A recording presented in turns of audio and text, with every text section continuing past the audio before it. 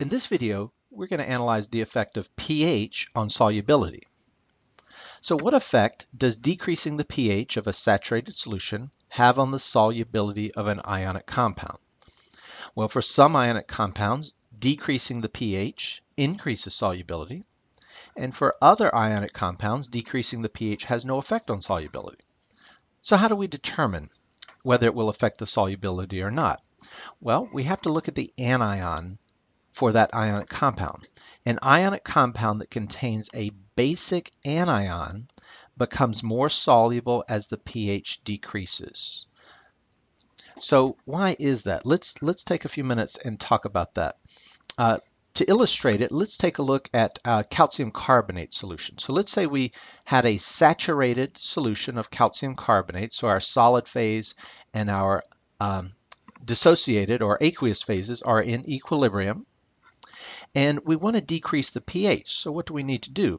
Well, of course, we would need to add an acid. So let's say we had our saturated solution and we add a strong acid. We'll represent that as the hydronium ion.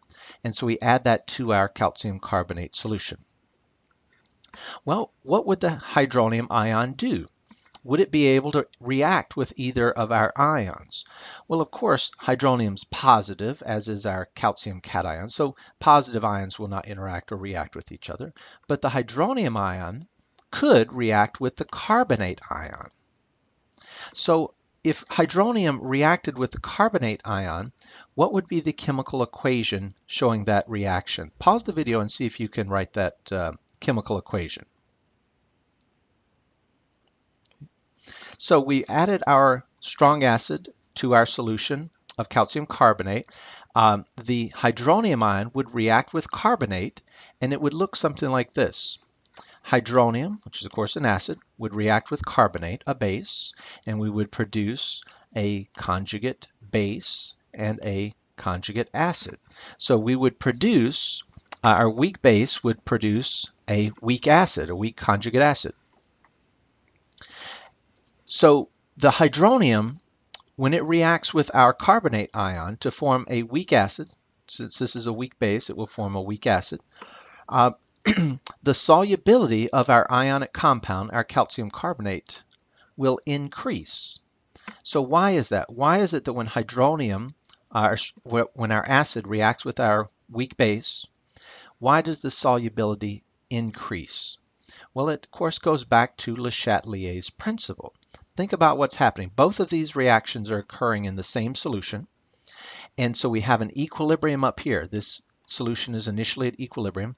If we add an acid, it reacts with the carbonate ion to form some HCO3- bicarbonate. So as the carbonate reacts to form our weak acid, what happens to the overall concentration of carbonate? Of course, it's going to start to decrease. So the carbonate, which comes up here from up here, and this is the same carbonate that's reacting with the acid, the overall concentration of our carbonate ion in solution decreases because, of course, as we mentioned before, some of that carbonate is being converted to bicarbonate, a weak acid. So if this concentration decreases, well, Le Chatelier's principle tells us that our equilibrium will shift from left to right. In other words, we'll produce more of the aqueous phase and less of the solid phase. Our solubility will increase. Anything that produces more of the ions results in an increase in solubility. So by decreasing carbonate, our equilibrium shifts from left to right, and we increase the solubility. Here's a graph showing that you can see as the pH decreases, going this way, our solubility increases. We're able to get more of our calcium carbonate into solution. Well, let's take a look at another one. How would a decrease in pH affect the solubility of sodium chloride in a saturated sodium chloride solution? Pause the video and see if you can answer that question. Okay, so first thing I would do, let's write our equation showing our equilibrium for our saturated solution. Our solid phase is in equilibrium with the aqueous phase. And now we're going to add some acid, let's say a strong acid, to this solution.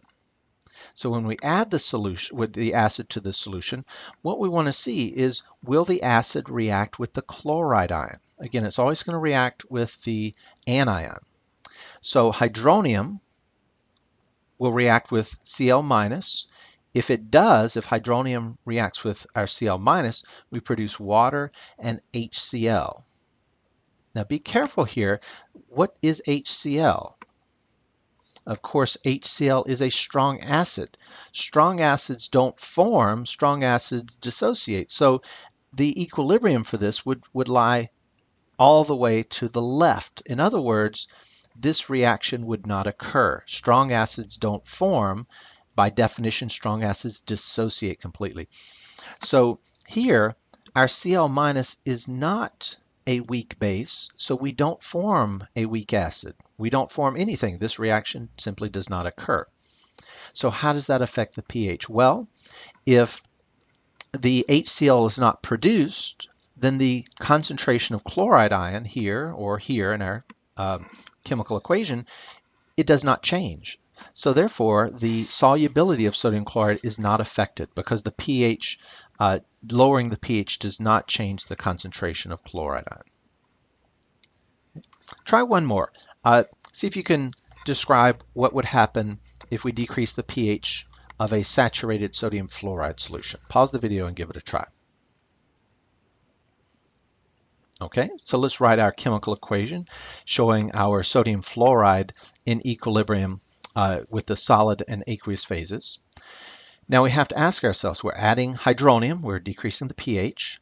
Will hydronium react to produce with the fluoride ion to produce a weak acid? Well, let's write that equation.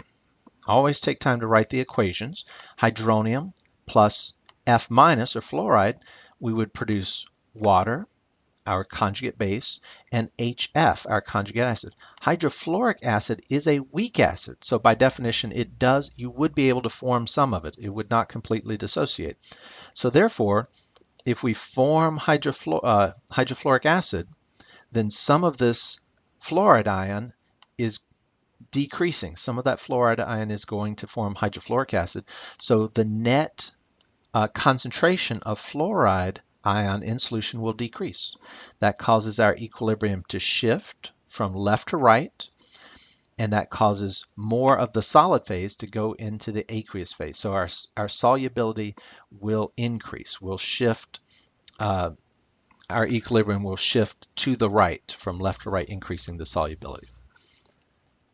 So practice a few more of these, and one thing I would ask you to do is take a few minutes and see if you can think of 3 ionic compounds whose solubility would decrease if we decrease the pH, and 3 more ionic compounds whose solubility would be unaffected by decreases in pH. So give that a thought and be sure you understand the relationship between pH and solubility.